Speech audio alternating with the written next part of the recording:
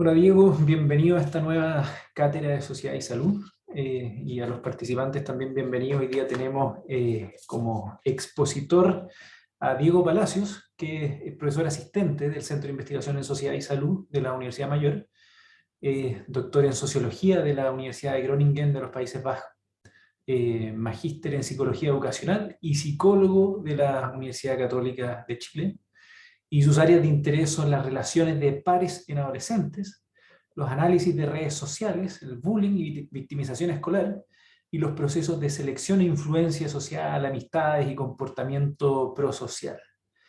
Esta cátedra de Sociedad y Salud es organizada por el Centro de Investigación en Sociedad y Salud.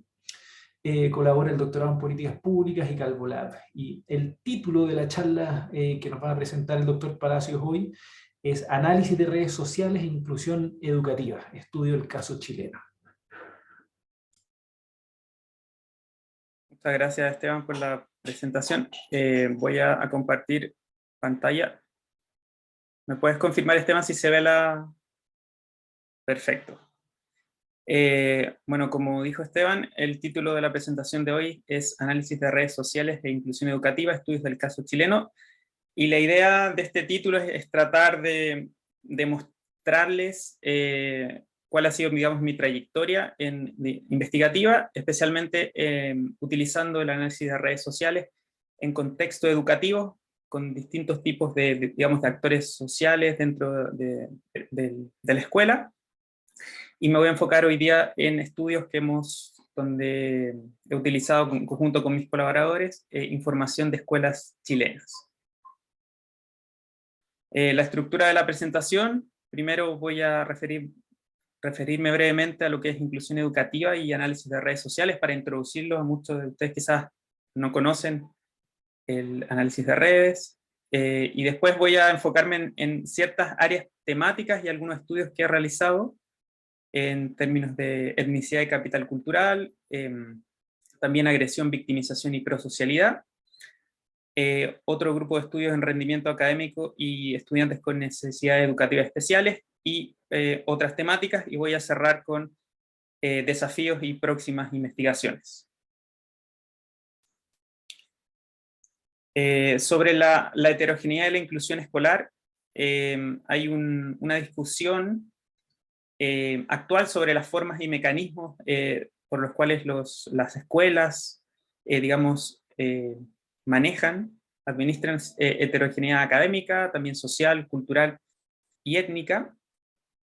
Y por esto se han analizado distintos procesos a nivel de las escuelas, cómo las escuelas distribuyen a sus estudiantes dentro de cómo estas escuelas, digamos, están formadas por distintos tipos de estudiantes, también cómo estas escuelas distribuyen a los estudiantes al interior de las salas, y en el nivel que me voy a centrar yo es el nivel al interior de la sala, propiamente donde están las relaciones interpersonales, el nivel donde yo me voy a centrar. Y el contexto chileno ha estado marcado por la implementación de reformas educacionales buscando aumentar la interacción educativa y social entre estudiantes con distintas características socioculturales.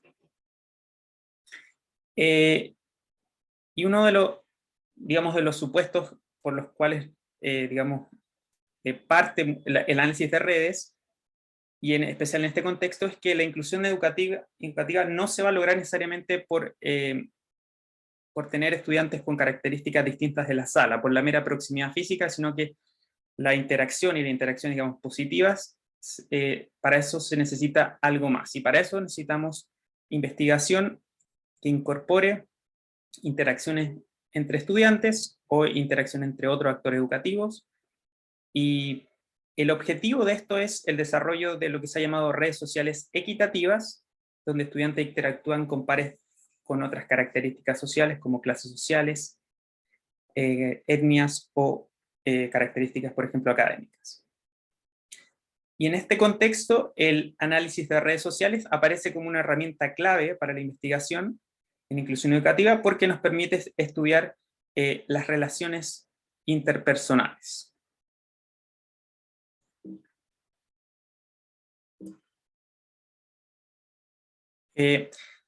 ¿Qué es el análisis de redes sociales? Acá pueden ver un grafo a mano izquierda y su correspondiente, digamos, traducción en una matriz de adyacencia, donde aquí es la matriz, los unos representan las relaciones existentes entre los actores sociales y los ceros las relaciones, digamos, no existentes.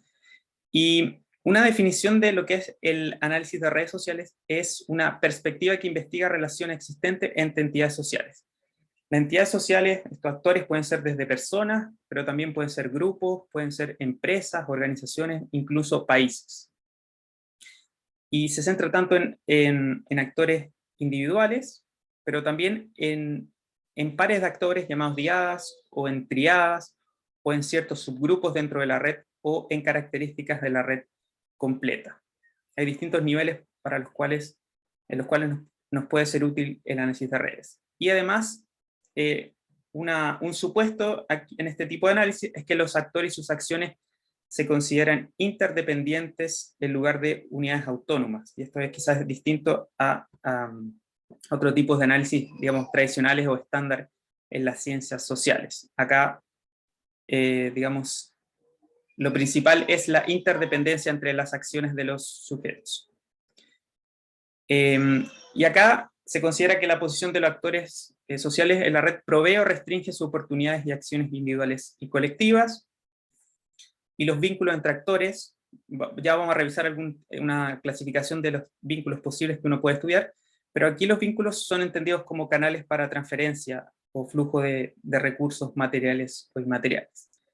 Y existe una variedad de redes, como dije, según las características del fenómeno de estudio.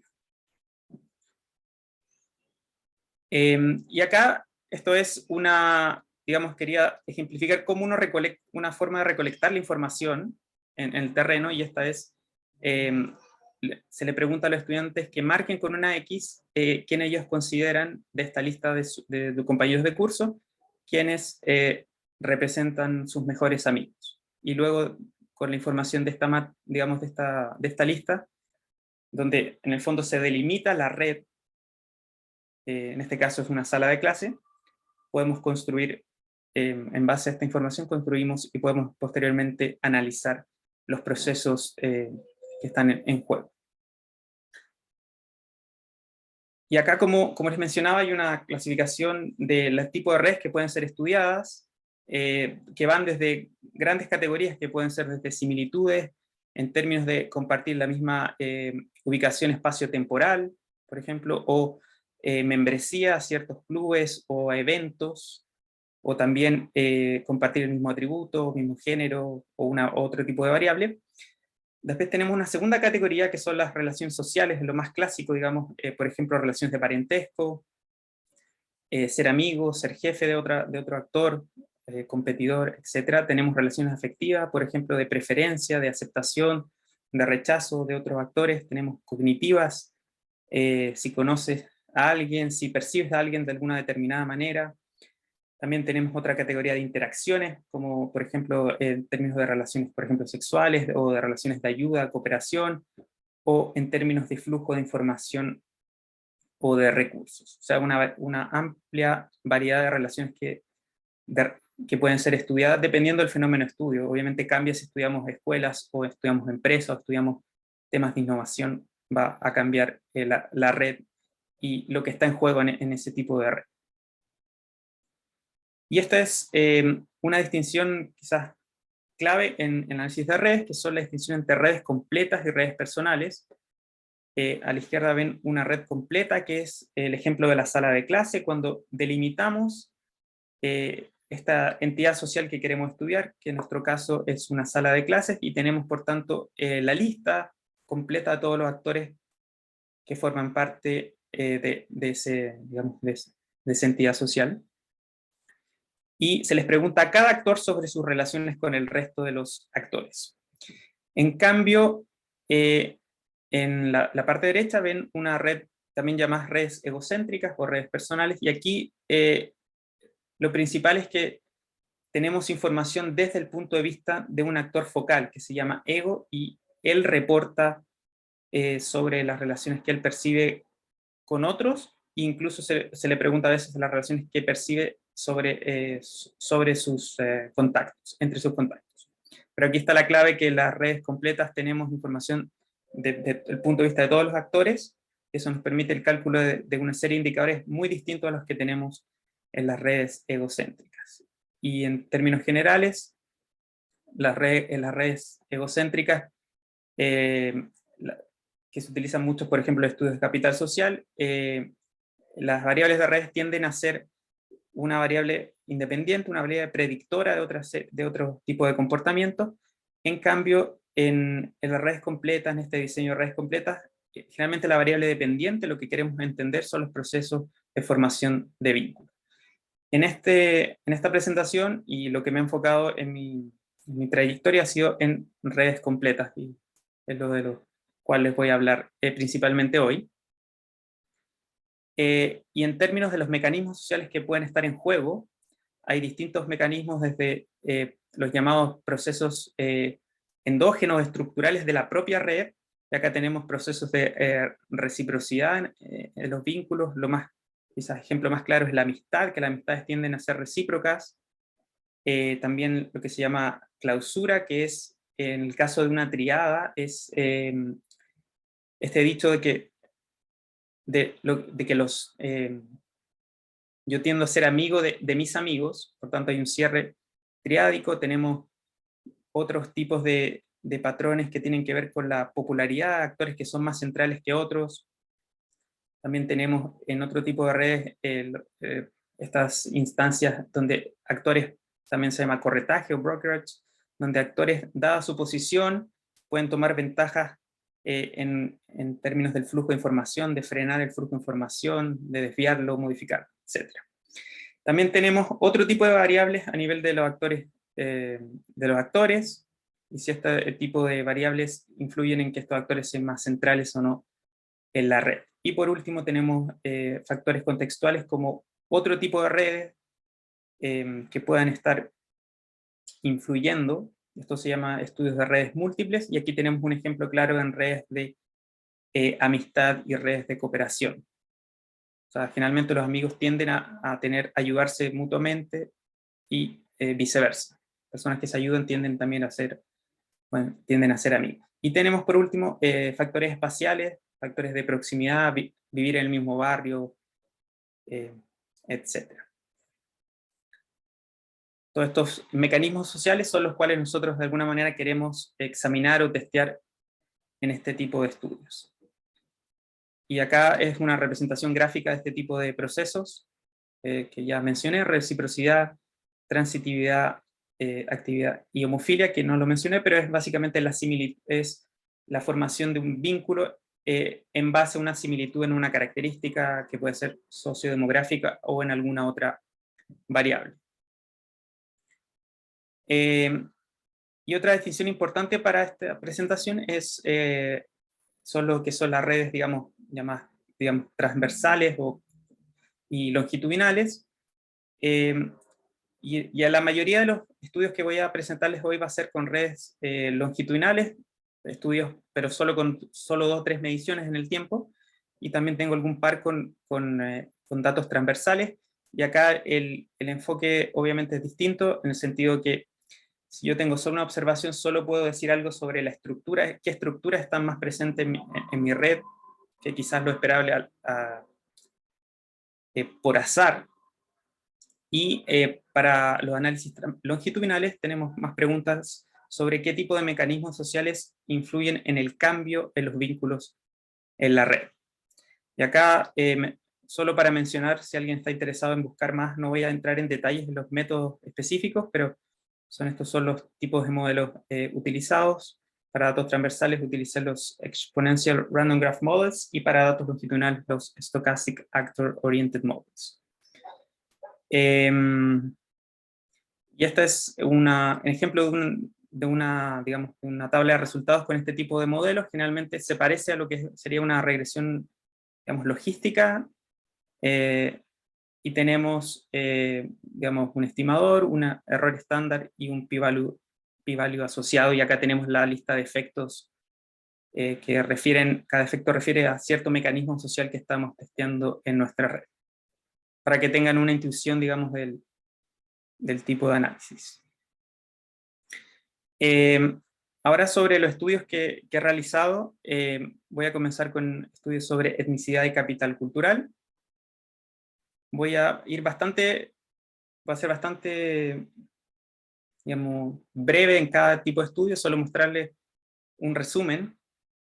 Este es un estudio que publicamos este año con colegas de la Universidad Católica, y la idea de este estudio era estudiar el rol moderador de la toma de perspectiva, una variable relacionada con la empatía, y el prejuicio hacia estudiantes de clase social baja, en la formación de amistades interétnicas.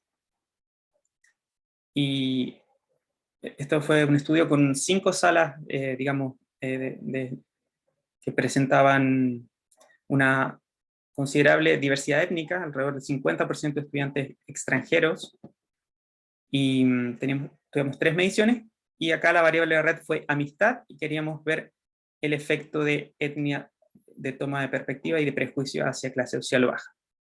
Y el resumen de este estudio fue que encontramos que a mayor toma de perspectiva se redujo la probabilidad de tener amigos del mismo grupo étnico, y el efecto inverso fue encontrado para este prejuicio hacia clase social baja, donde mayor prejuicio hacia clase social baja aumentó la probabilidad de amistad con estudiantes del mismo grupo étnico.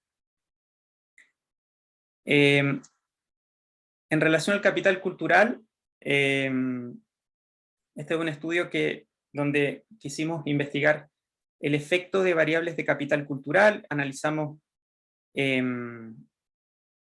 gusto musical, frecuencia de lectura, asistencia a eventos culturales, y su efecto en relaciones académicas, entre estudiantes, relaciones académicas con quién estudias, en estudiantes de tercero medio, y teníamos una muestra bastante pequeña, 3 salas de clases. Y este estudio exploratorio era la idea de ver si había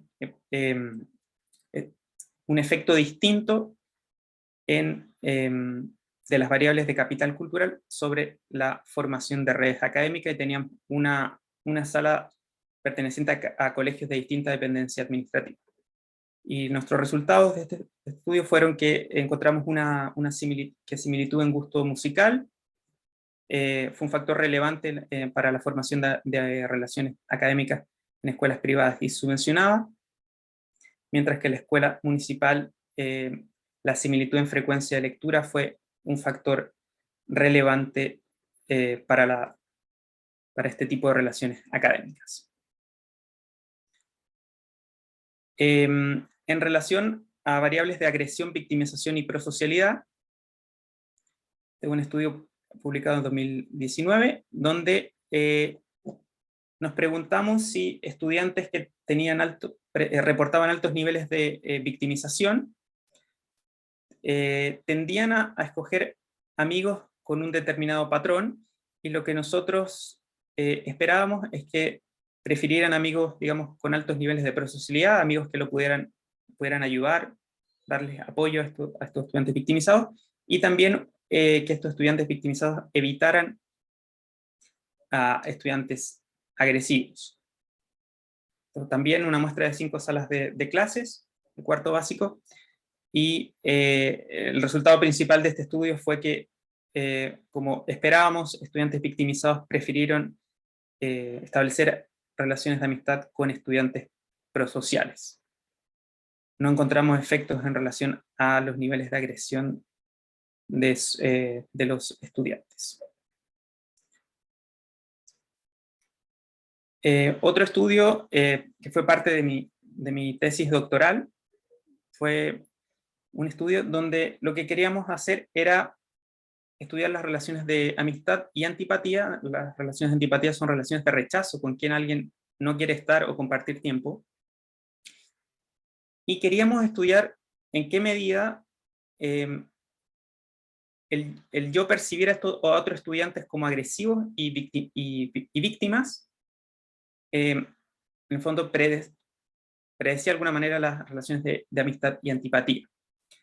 Y además queríamos ver si este tipo de amistades y relaciones de rechazo eran moderadas o eran distintas en salas que habían recibido una intervención en prosocialidad, una del programa Procívico, y en comparación a salas de control. Y acá estudiamos, teníamos 9 salas de intervención y 8 de control en escuelas de Santiago, séptimo básico. Y acá teníamos las 4 variables que mencioné son variables de redes. Agresión, en el fondo, le preguntamos a todos los estudiantes, ¿quiénes de tus compañeros tú percibes como agresivos en general, no necesariamente hacia ti? Y lo mismo para victimización. Y lo que encontramos fue que los estudiantes percibidos como agresivos y también los estudiantes percibidos como víctimas fueron menos rechazados en salas de intervención en comparación a salas de control, y esto lo interpretamos en función del programa de intervención que generaría un clima, este programa de intervención procívico, donde hay digamos, estos estudiantes, se modifica las relaciones de rechazo en relación a las víctimas y también a los estudiantes agresivos. Hay menos rechazo específico con este tipo de estudiantes. No encontramos efectos relativos a las relaciones de amistad, y nuestra interpretación fue que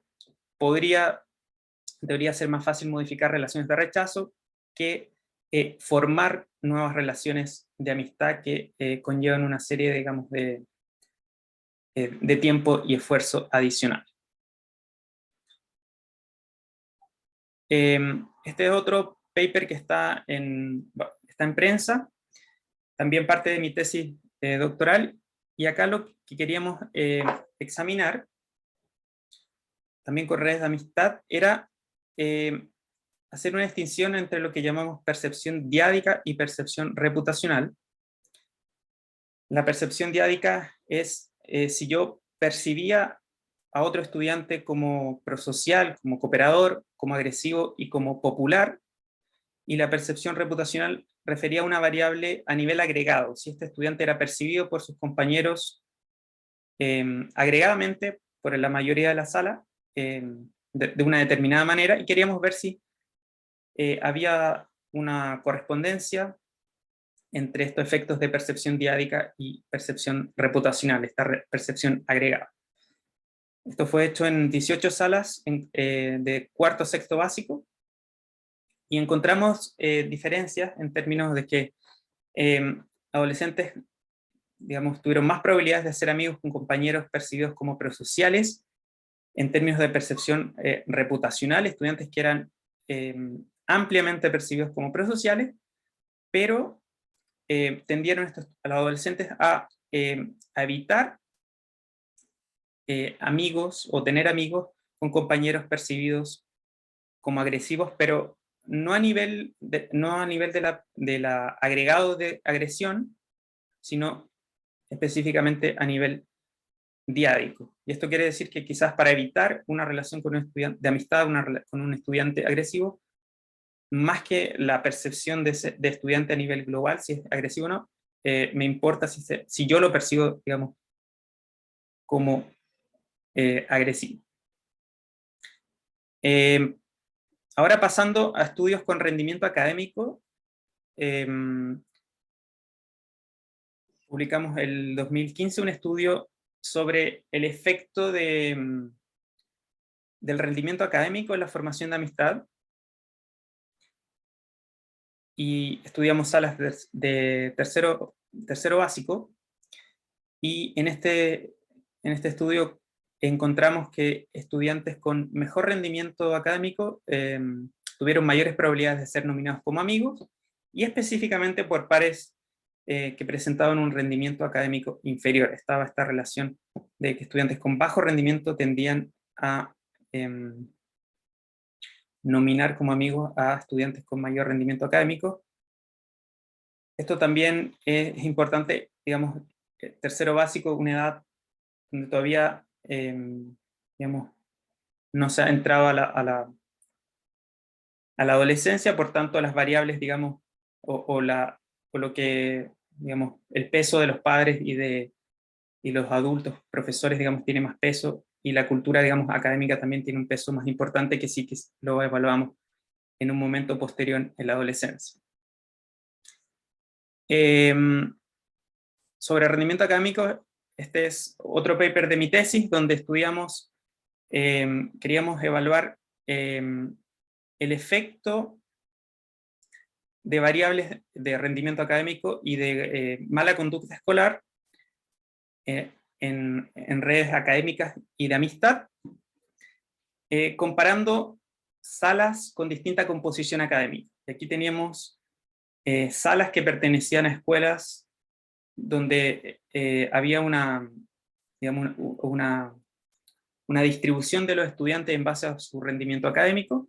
Entonces teníamos salas con mayoría de estudiantes de rendimiento académico, otras salas con mayoría de estudiantes con bajo rendimiento académico y salas, digamos, mixtas en este sentido. Y también hay una literatura que dice en el fondo que donde se esperaría que el tipo de, digamos, de contexto normativo en este tipo de salas tuviera algún efecto en la formación o en qué variables quizás o características individuales son más atractivas o son menos atractivas para la formación de amistades y de relaciones académicas. Entonces comparamos este tipo de salas. Acá estudiamos estudiantes de séptimo a primero medio, de 12 salas, y encontramos, y también, digamos, esperablemente encontramos que estudiantes escogieron a pares de alto rendimiento y evitaron a pares con mala conducta en salas de alto rendimiento.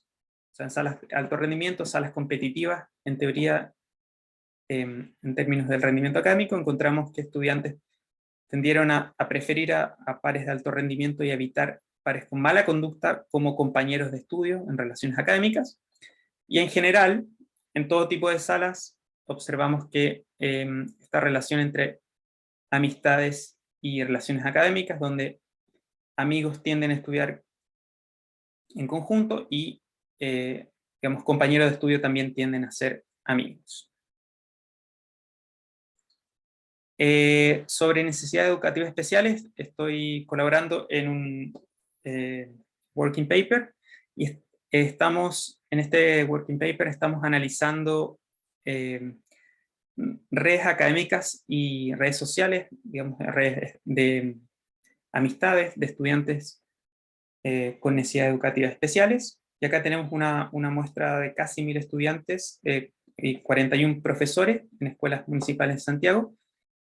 Y acá tenemos no solo redes entre estudiantes, redes de amistad y académica, sino también tenemos redes pedagógicas entre profesor y estudiante. Y esto se codificó en base a una pauta, digamos, en base a análisis de un video con la pauta CLAS.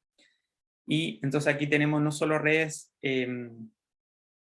a nivel, digamos, redes completas entre estudiantes, sino que también tenemos redes entre profesor y estudiante. Y las redes pedagógicas lucen, este es un ejemplo de redes pedagógicas del estudio, donde tenemos estudiantes en los círculos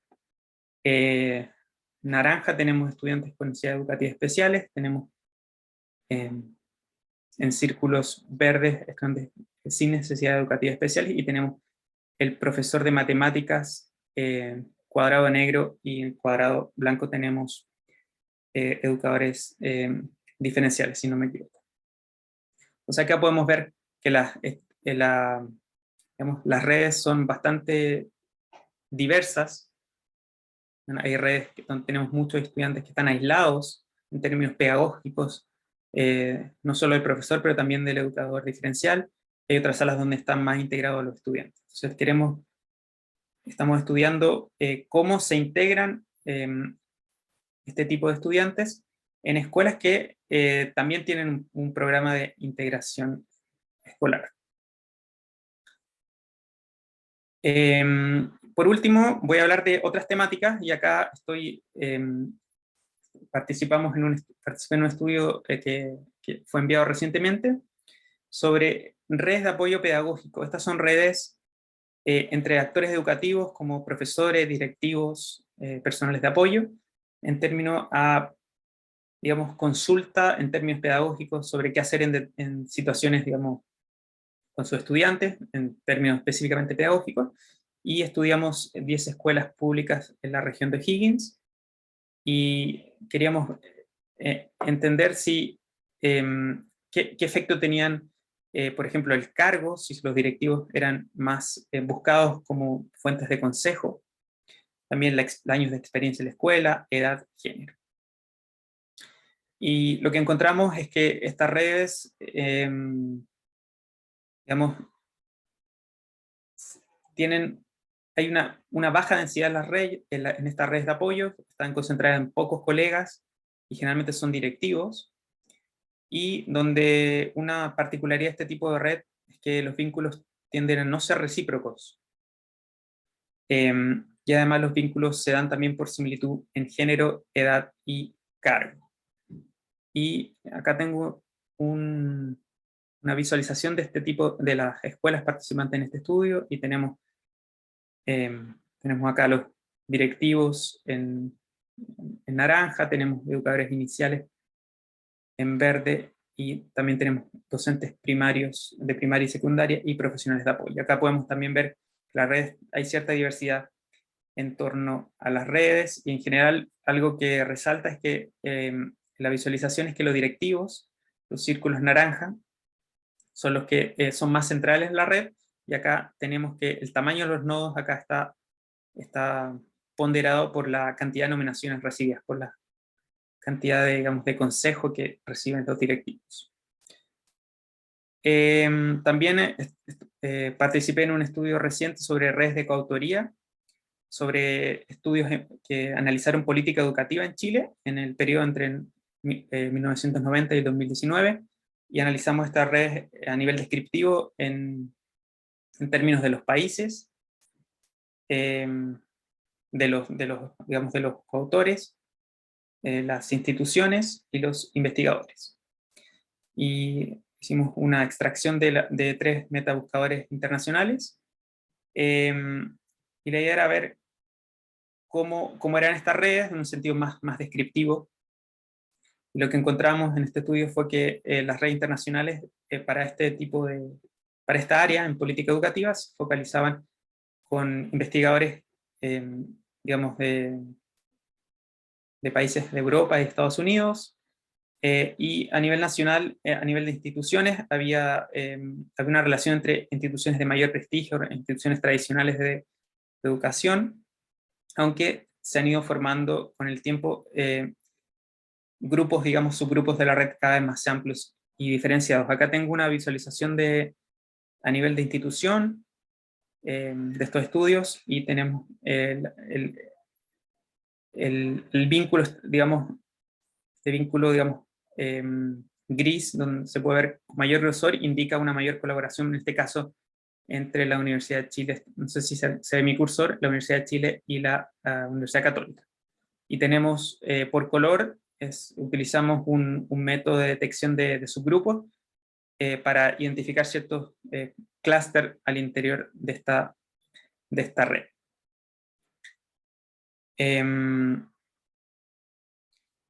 Y otro estudio en el cual está por salir es un capítulo del libro donde analizamos el uso del análisis de redes sociales, técnicas de análisis de redes en educación, y acá analizamos, hicimos una búsqueda por distintas vías, revisión de revistas especializadas, consulta de expertos temáticos, y búsqueda en algunas bases de datos, y construimos una red donde encontramos 46 artículos científicos con 115 autores únicos, y la idea era también muy similar a lo anterior, era entender de manera descriptiva, o sea, más bien describir, cómo es el campo de analistas de redes, o personas que han utilizado el análisis de redes en temas educativos. Y lo que encontramos es un campo multidisciplinario y que, digamos, emergente, publicaciones relativamente nuevas, la gran mayoría, focalizado en países con mayores niveles de desarrollo en investigación y educación, Chile, México, Brasil, pero aún hay grupos muy poco relacionados en cada país. Y el análisis de redes tiene un foco aún muy descriptivo, y focalizado principalmente en estudiantes. Por último, voy a hablar sobre desafíos y próximas investigaciones. Desafíos, quizás, en esta agenda de investigación para el futuro es integrar también otras metodologías o técnicas cualitativas para entender y complementar conocimientos sobre las redes y sobre los mecanismos que están en juego en estos estudios. Es una principal, digamos, preocupación quizás o área de desarrollo en esta agenda de investigación. También quizás tener mediciones, mayor cantidad de mediciones, poder medir una mayor proceso, digamos, una mayor extensión temporal, otra de las preocupaciones. Y esto también tiene que ver con digamos, también con lo difícil que es estudiar, tener muestras longitudinales. Hay muchos estudiantes que entran, salen del estudio, problemas con datos perdidos y una serie de complicaciones que hacen esto más difícil. Relacionado a esto, también utilizar recientes técnicas de imputación múltiple de datos de redes para también aprovechar la mayor cantidad de datos disponibles. Y algo importante que tiene que ver también con el tipo de muestras que mencioné previamente, es que la mayoría de estos, o gran parte de estos estudios son muestras, o todos no son muestras no probabilísticas. Entonces creo que se necesita también muchos estudios también de replicación de resultados en Chile y en Latinoamérica, y idealmente contar con estudios con muestreo representativo, pero no es tan fácil esto cuando, digamos, la unidad muestral son redes y no personas, digamos. En este caso la unidad muestral podría ser salas o escuelas. En relación a próximas investigaciones, en los estudios que les mencioné previamente, el foco estuvo en la creación de vínculos. Porque los vínculos, digamos, existen, pero también actualmente mi interés está estudiar por qué los vínculos se mantienen en el tiempo, y también por qué los vínculos de estas relaciones se disuelven, se terminan en el tiempo. También la idea, estoy participando en algunos estudios por ejemplo, en grupos de actividades extracurriculares, a estudiar no solo contextos educativos formales, también estudiar grupos extracurriculares, como grupos, digamos, de música, deportes, o religiosos, etcétera, y ver si las relaciones se dan de manera distinta en este tipo de grupos. También quizás estudiar relaciones que existen fuera de la escuela, como los barrios, vecindarios, comunidades, etcétera, y también redes online, ciberbullying, y esa serie de fenómenos muy relevantes actualmente. Y relacionado con eso, con redes online, también quizás estudiar cómo preguntarse cómo estudiar y cómo han cambiado las redes en el contexto actual de pandemia. Y por último, también vinculado con la línea de investigación de otros investigadores del centro, es incluir procesos de selección e influencia social, especialmente con lo que es la interacción entre redes de amistad, por ejemplo, y variables de salud mental y consumo de sustancias.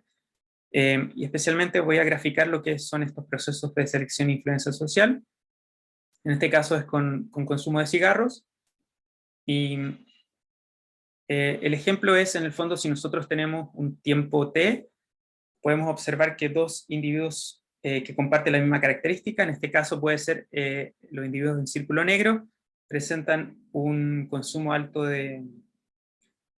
digamos, de cigarros, son amigos, pero no sabemos si esa amistad en base a una similitud, o esa similitud, eso es lo que encontramos, se debe a que un proceso de selección social donde estudiantes seleccionan amigos en base a similares niveles de consumo de cigarro, o un proceso de influencia social donde tenemos, dado que existe una amistad previa, el estudiante A, que es amigo del estudiante B, el estudiante B presenta un alto consumo de cigarros, y este estudiante B influencia al estudiante A, el cual en el tiempo T, tiempo posterior, aumenta su consumo de cigarros. Entonces necesitamos estos también estos modelos o diseños longitudinales para responder este tipo de preguntas, y creo que hay mucho espacio también, sobre todo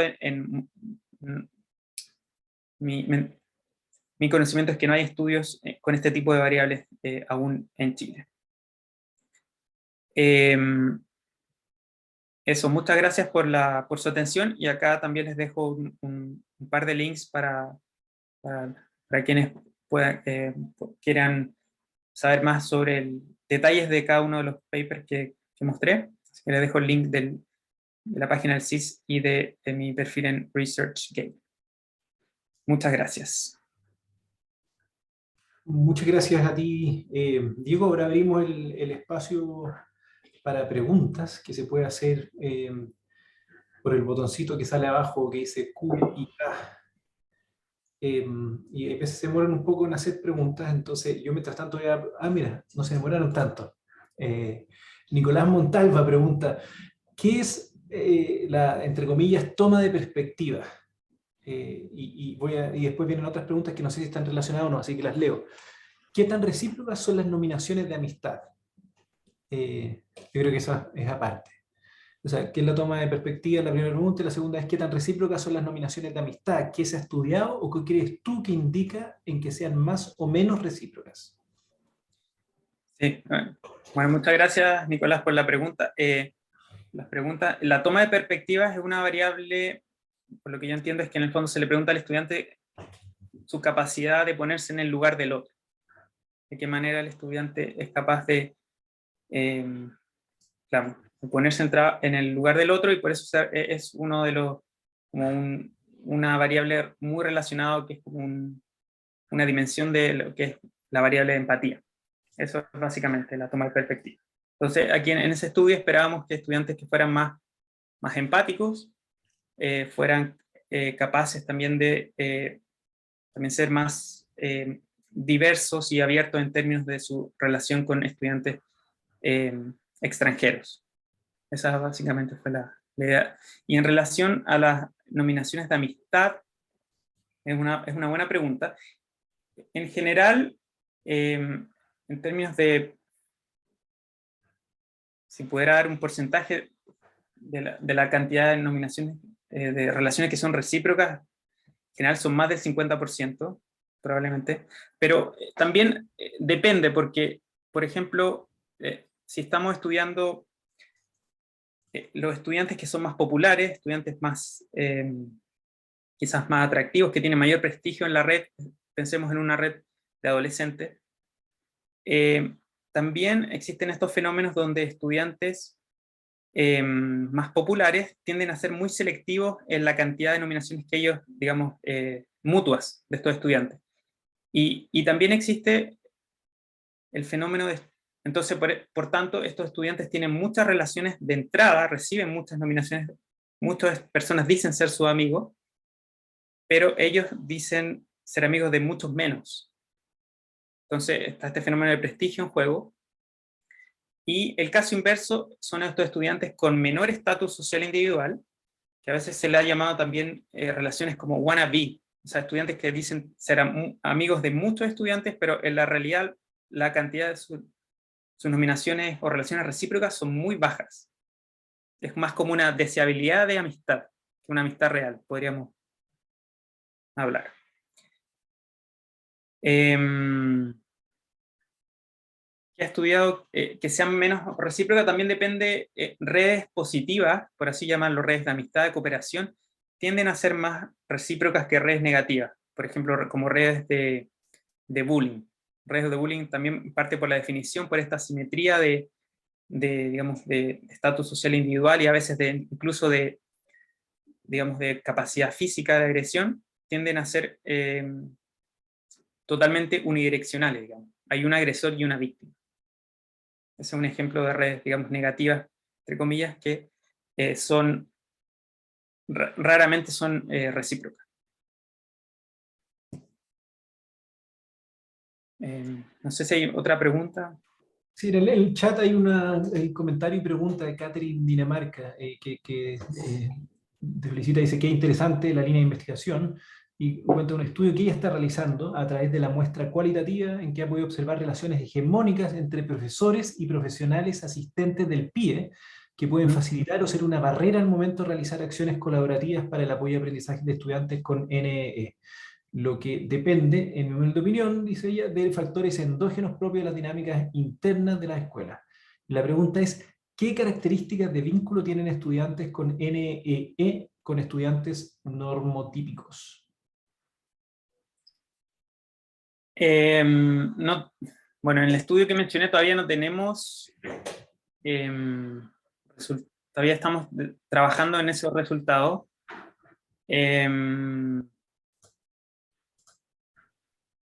No, sí, no tengo, eso quizás voy a quedar al debe en ese aspecto, pero no tenemos resultado aún como para, digamos, para mencionar.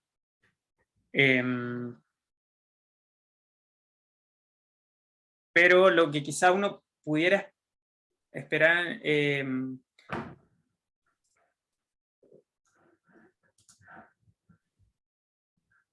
quizá hay, o sea, mi hipótesis sería que quizás dependiendo del tipo de escuela, hay escuelas donde hay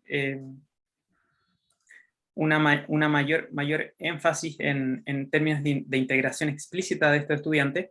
Uno esperaría que no hubieran grandes diferencias en las relaciones académicas y sociales de estos estudiantes, pero quizás en otra escuela donde esta integración no es explícita, uno pudiera esperar este tipo de diferencias, especialmente en términos de homofilia, es decir, probablemente en este último grupo de escuela uno esperaría que estudiantes, hubiera menos amistades diversas en términos de los estudiantes con necesidades educativas especiales. Pero de todas maneras, o sea, este estudio está todavía en progreso y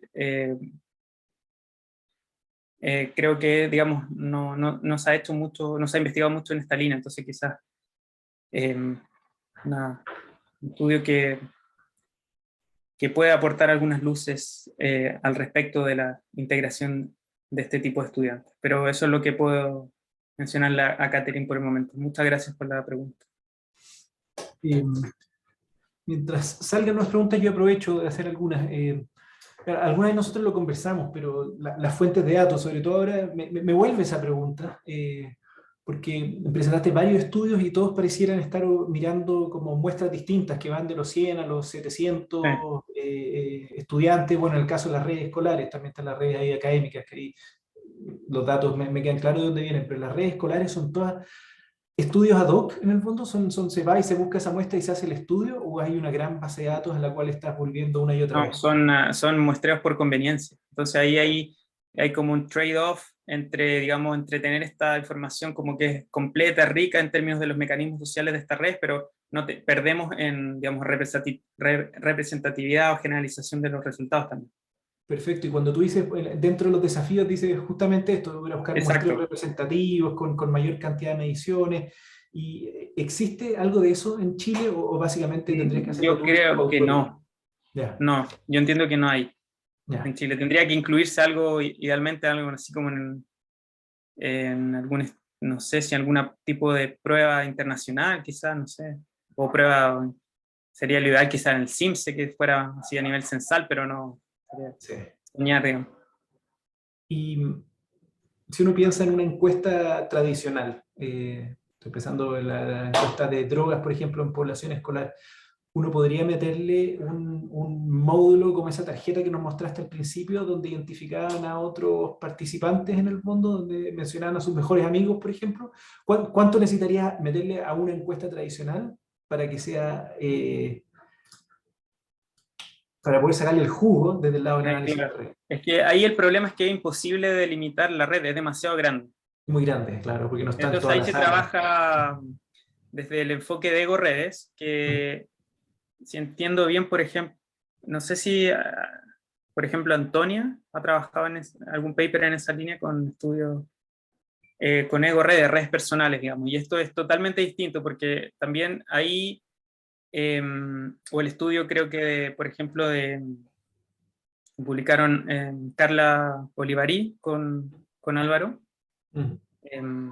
también va en esa línea de tomar características de redes personales y que sean variables independientes de un tipo de variable de interés, que es la variable dependiente.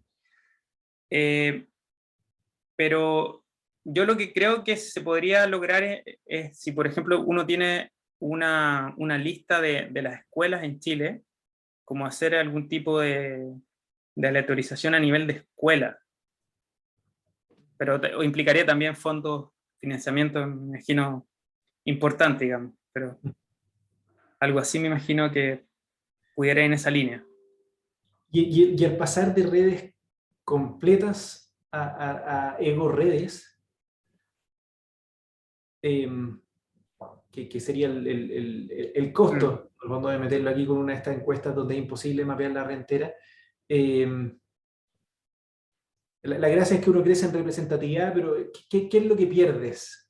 ¿Cuáles son las desventajas de no poder ver la red completa y solamente quedarte con la ego red? Hay indicadores de o sea, también dentro de la ego red hay distinciones, porque hay algunos estudios donde se les pregunta por un número limitado vamos, de personas que son una red, por ejemplo, de apoyo en algún ámbito.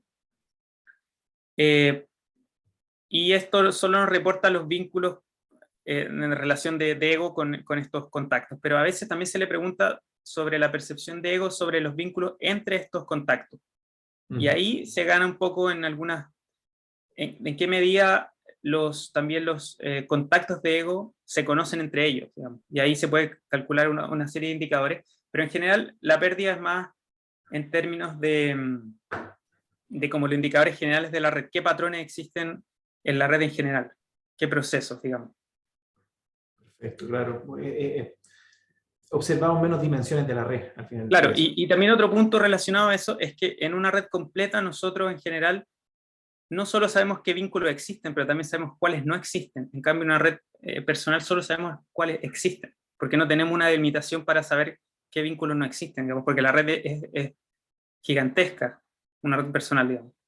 Claro, claro. Y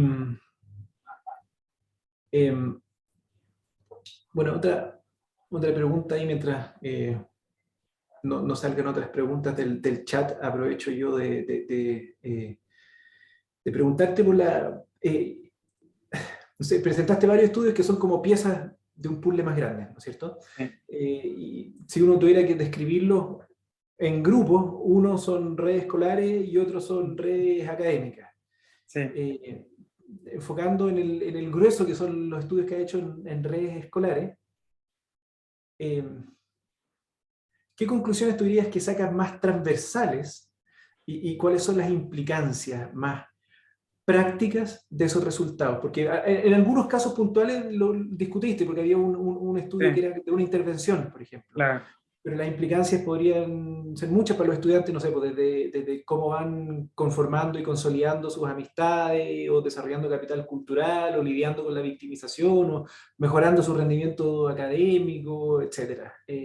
O para los colegios, quizás, que pueden en el fondo conocer cómo funciona la red de estudiantes y qué sé yo, ajustarse a sus necesidades educativas, etc. Entonces, si pudieras, yo sé que es una pregunta difícil, pero pensar en cómo patrones generales o conclusiones más generales que estén en el puzzle completo que has visto por el lado de las redes escolares y sus implicancias. ¿Qué se te viene a la mente?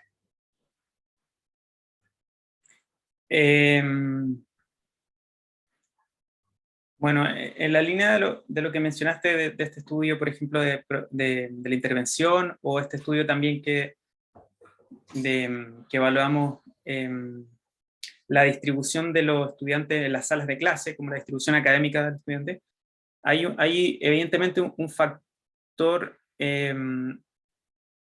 como a nivel más allá de las relaciones como propiamente diádicas, hay un nivel como de factor más de la red completa, y ahí puede estar en juego. No lo hemos analizado en profundidad, pero en otros estudios internacionales se ha estudiado mucho lo que son los tipos de normas que están en juego, digamos, cuáles son los tipos de comportamientos que son más aceptados por la mayoría del curso, cuáles son los comportamientos que ellos reportan como deseables, más allá de que existan o no en la red, y Otro tipo de normas son las normas, qué normas correlacionan, o sea, qué comportamientos correlacionan con alto estatus individual. Entonces hay una serie de indicadores de normas sociales que creo que ahí es muy importante considerarlos y ver que en la línea de que, digamos, estos distintos contextos dan ciertas señales de qué puede ser o no, digamos, preferido, qué puede ser evitado o no, qué puede ser más atractivo o no. Eso me parece interesante, por una parte, mencionarlo. Y lo otro es que también lo desarrollé en un par de papers que mencioné, que fue también parte de mi tesis, fue que no solo quedarnos en redes, digamos, estudiar redes que hacen relación a vínculos directos como amistad o estudiar juntos, sino que también entender nuestras percepciones sobre los demás como relaciones, que eso lo tratamos como redes, digamos, no son variables individuales, sino que tratamos muchas de ellas como cómo yo percibo al otro puede hacer una gran diferencia en cuanto a cómo yo voy a formar o mantener o terminar una relación con otro.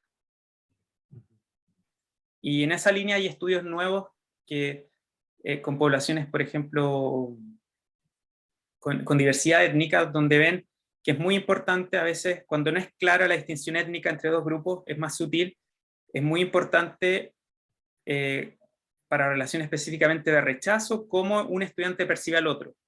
Si un estudiante lo percibe como esta categoría a veces étnica minoritaria, aun cuando no lo sea, a veces puede rechazarlo, ¿no? O a veces no lo percibe en función del autorreporte o del estudiante, digamos. Entonces, hay un papel fundamental de la percepción, digamos, de los estudiantes. Y ahí hacemos la distinción también entre la percepción a nivel diádico, cómo perciba yo a un otro actor en particular, pero también cómo este actor es percibido, por así decirlo, en términos reputacionales, en términos agregados. Porque a veces puede no coincidir mi percepción con lo que percibe el resto de mi clase. Perfecto. Hay tres preguntas. La primera que llegó fue de Lina Zapata, que dice, en el análisis de redes completas cobra sentido, son las relaciones de cierta estructura, entre paréntesis, muestreo por bola de nieve. Se me bajó esto. Lo cual va más allá de la muestra clásica con muestreo de agentes individualizados. Porque en el análisis de redes sociales se habla de... ¿Por qué en el muestreo, en el análisis de redes sociales se habla de muestreo aleatorizado? Esa es la pregunta. Yo creo que tú también la puedes leer ahí. Estáis en el chat. Lina Zapata, 1.24, sí. En el análisis de redes completas cobra sentido las relaciones de cierta estructura, entre paréntesis, muestreo por bola de nieve, lo cual va más allá de la muestra clásica con muestreo de agentes individualizados. ¿Por qué en el análisis de redes sociales se habla de muestreo aleatorizado? Bueno, en relación al último punto, no...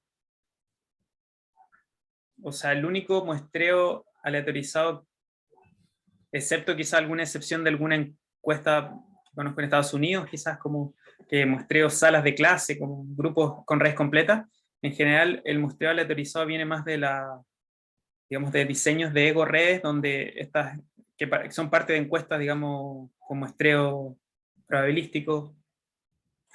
Entonces, me llama la atención, digamos, si es que haya visto muestreo aleatorizado en contexto de redes completas, porque tiende a no ser así, digamos. Sobre lo que menciona de bola de nieve, yo no soy experto en este tipo de muestreo de bola de nieve. Me da la impresión que este tipo de muestreo de bola de nieve, a veces que tiene que ver con poblaciones de difícil acceso, digamos, está a medio camino entre una red completa y una red personal, ego red, en el sentido de que no logramos tener nunca la delimitación completa probablemente de como toda la población de interés, pero nuestros actores sí están relacionados, digamos. Nuestros actores, sí, nuestros redes de contacto sí van a tener probablemente a estar sobrepuestas, digamos. O sea, distintos egos van a tender a compartir ciertas personas como redes de apoyo, porque son redes, digamos, más específicas, más a veces están más situadas en un barrio de la ciudad, por ejemplo. Entonces ahí me da la impresión que están a medio camino, y ahí hay otras técnicas más específicas. Están este tipo de diseños que hacen del Respondent Driven Sampling, si no me equivoco. Creo que lo ha utilizado Álvaro y con Carlos Olivarí en su paper lo utilizaron, si no me equivoco. Y esos tienen otro tipo de, me imagino, otro tipo de características, las cuales yo por el momento desconozco. Después doctor Cabezas pregunta, por lo que vi, el análisis de redes o de distancias, veo que es súper útil para explicar mecanismos. ¿Cuál es el trade-off con la generalización de los hallazgos?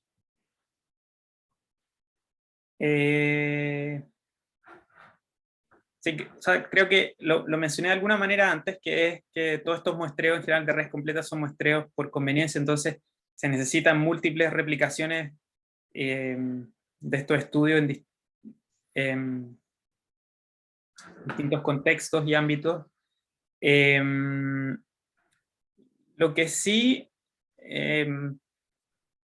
tiende a haber cierto tipo de similitudes por ejemplo, cuando se han hecho revisiones sistemáticas o metaanálisis de estos estudios de redes en redes escolares. Hay procesos que se replican en redes en Chile, en redes en Holanda, o redes en Estados Unidos o en China, digamos. No, hay procesos que son, pareciera ser bastante generales, aun cuando hay otras diferencias más, por ejemplo, que se relacionan al contexto educativo. Por ejemplo, en China y en Chile la cantidad de estudiantes es mucho mayor que las salas de clases en otros países europeos, por ejemplo, y eso también cambia la densidad de la red, porque generalmente a mayor cantidad de actores en una red completa, la densidad tiende a disminuir, porque las relaciones sociales también tienen un costo asociado, entonces es imposible tener amistades con el resto de tus compañeros, digamos. Hay un punto que ya cuando crece la red, el tamaño de la red, tu cantidad de nominaciones tu cantidad de amistades va a crecer, digamos, marginalmente. Entonces hay una serie de... Luego, Catherine Dinamarca, ahí en el chat, dice, el enfoque inclusivo busca, bajo la perspectiva de derecho, que todos los estudiantes puedan participar del entorno, fomentando redes de apoyo y comprensión bajo una perspectiva de inclusión plena. Sería muy interesante estudiar las formas de interacción y cómo se crean redes entre estudiantes con NEE y estudiantes normotípicos, y a la vez cómo se conforman las redes de profesionales dentro de las escuelas. Después dice, tal vez un muestreo con RDS, Respondent Driven Sample, podría ser una alternativa. En mi investigación estoy utilizando esa técnica que permite el muestreo a partir de los propios participantes, en el fondo, claro, de una semilla que va dando otros contactos. Sí. Sí, sobre la pregunta de Catherine, creo que este tipo de pregunta todavía es viable un diseño de redes completas, especialmente si tenemos este tipo de escuelas donde sabemos que hay una proporción importante de estudiantes con necesidades educativas especiales. Los estudios que presenté al respecto son estudios aún que son transversales, pero de todas maneras sería muy interesante tener estudios con mayor cantidad de mediciones, y sobre todo hay un punto que no mencioné en la presentación, pero es muy distinto, digamos, cuando estamos estudiando redes escolares y estas redes estudiamos el proceso de formación, por ejemplo, salas de clase que son totalmente nuevas, donde todos los estudiantes entran en séptimo básico, tienen procesos totalmente distintos en términos de la velocidad de formaciones, de relaciones, que si estudiamos salas que ya se conocen todos por años. Entonces también, digamos, donde tomemos nuestras fotografías, digamos, de estas salas va a también influir en los procesos que vamos a encontrar.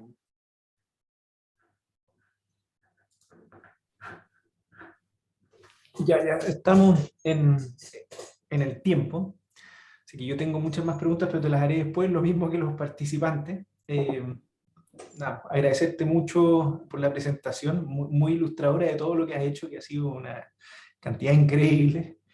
Y aprovecho a anunciar también la siguiente cátedra que va a ser en un mes más. Va a exponer el 24 de noviembre el doctor Benjamín Jara, que es investigador asociado del Centro de Investigación en Sociedad y Salud. Y el tema que va a estar discutiendo tiene que ver con bienestar subjetivo y cambios sociales. Muchas gracias, Diego, muchas gracias a todos los participantes y espero verlos Gracias. el 24 de noviembre. Estén muy bien. Chao, hasta luego, gracias a todos. Chao.